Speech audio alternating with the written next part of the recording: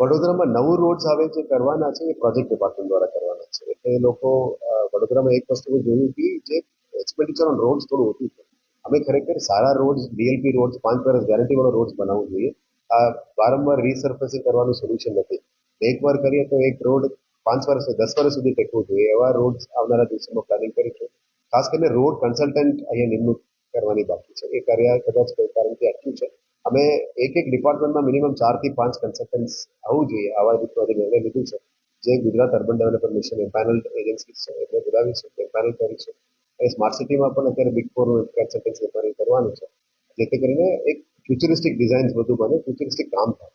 Otherwise major complaints વડોદરામાં road, રસ્તા અને પાણી અને ડ્રેનેજ છે. અને સોલ્યુશનમાં લાવવું પડશે.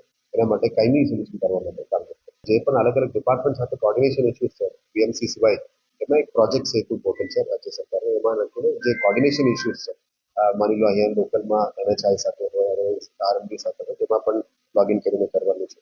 સિટીને સારી રીતે આગળ લઈ જવા માટે જે પણ પગલાઓ લેવું જોઈએ આ તમામ પગલાઓને આગળ લઈ જવા માટે આવનારા દિવસમાં અલગ અલગ રોડને પણ એવેન્યુ પ્લાન્ટેશન્સ લાવીશું.